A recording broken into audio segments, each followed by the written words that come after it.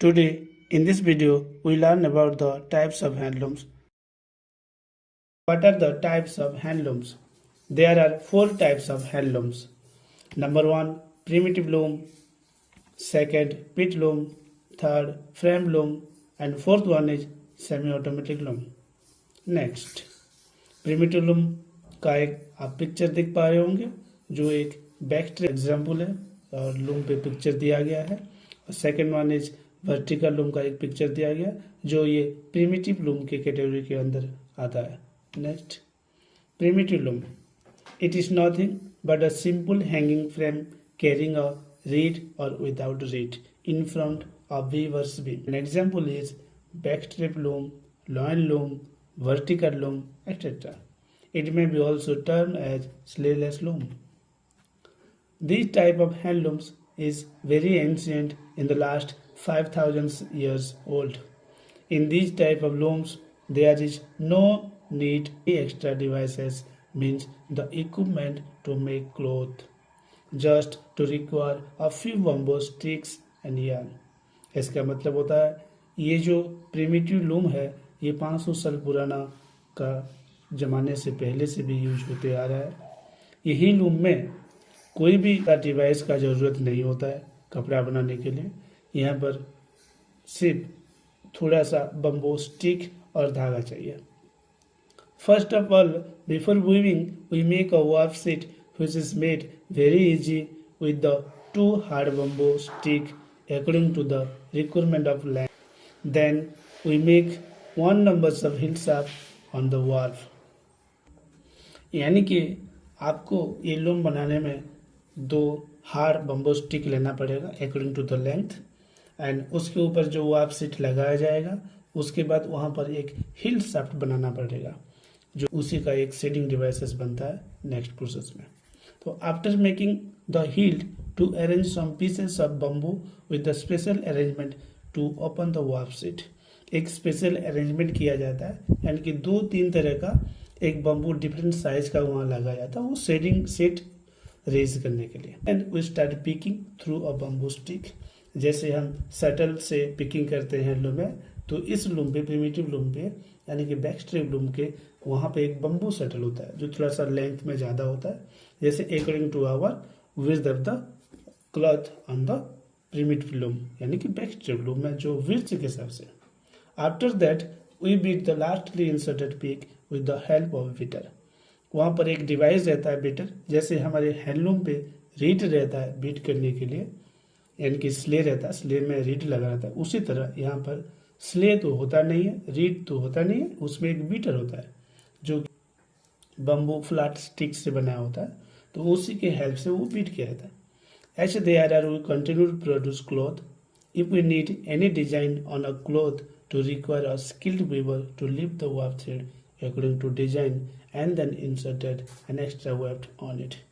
अगर इसी प्लेन वे में अगर कोई डिजाइन एक्स्ट्रा वेब में बनाना चाहते हैं तो उसके लिए एक स्किल्ड वीवर का ज़रूरत पड़ेगा, उसी में एक्स्ट्रा वेब डिजाइन पे बन जाता है।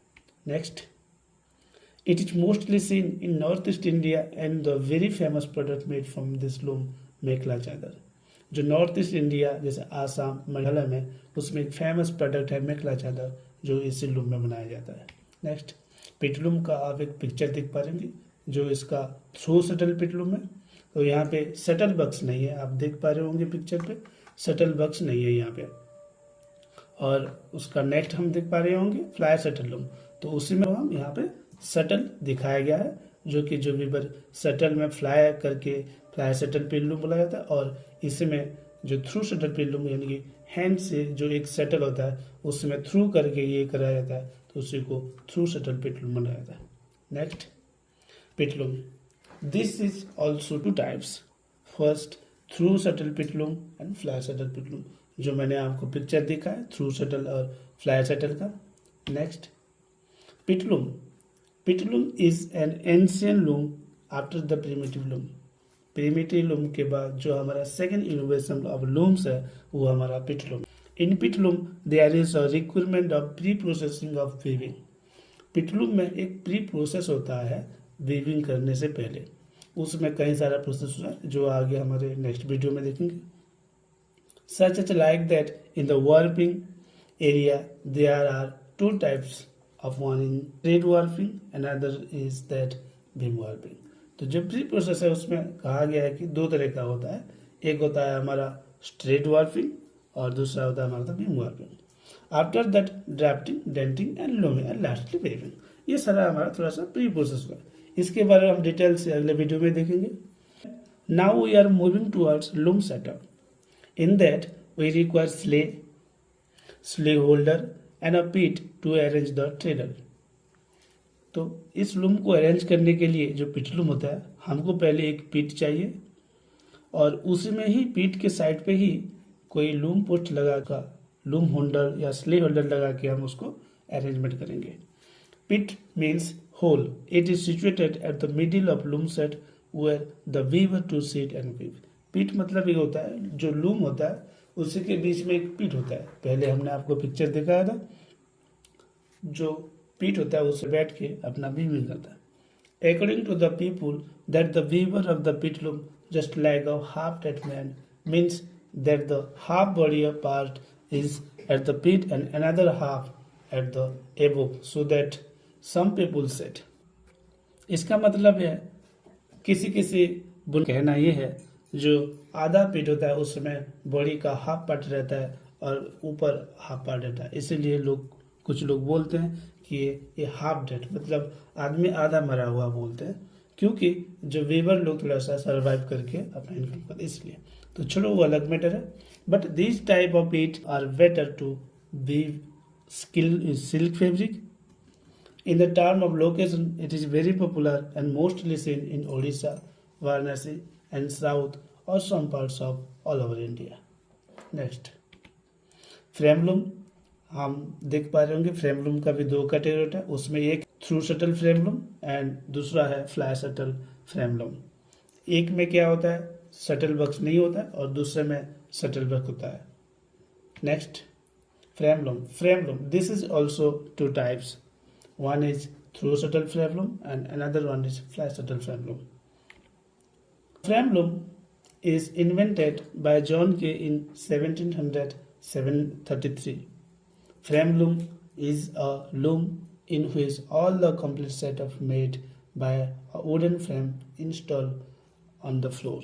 इसका मतलब ये है जो फ्रेम लूम इन्वेंटेड किया जॉन के 1733 में फ्रेम लूम का इन्वेंशन हुआ था और इसीलिए टोटली वुडन सेटअप चाहिए और ये फ्लोर पे ही इंस्टॉल कर सकते हैं. It has a similar mechanism to the pit loom, but the main advantage of this loom is to movable from one place to another place easily.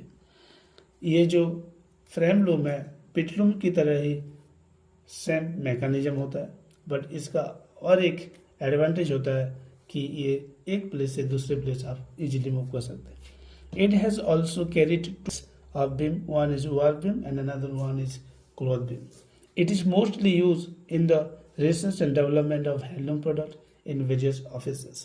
It is available different size, that is 40 inches, 45 inches, 50, 52, 56, 90 and 122 real store. Mainly used for sari and dress material purpose.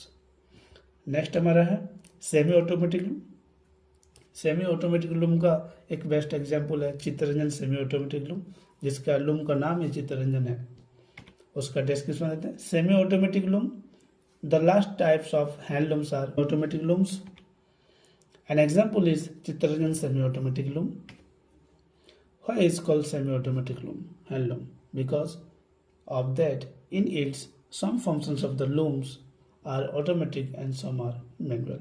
इसका मतलब होता है यही Chittaranjan semi automatic loom में इसका function automatic होता है और कुछ मैनुअल होता है.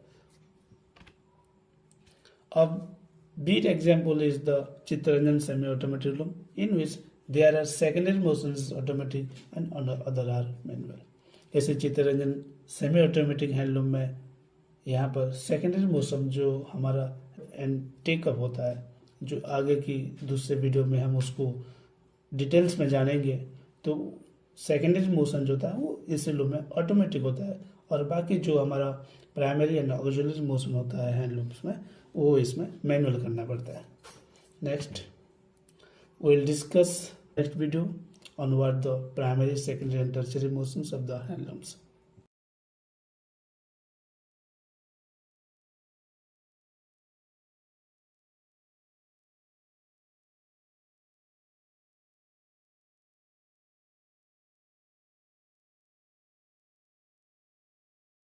Like, share and subscribe for more videos.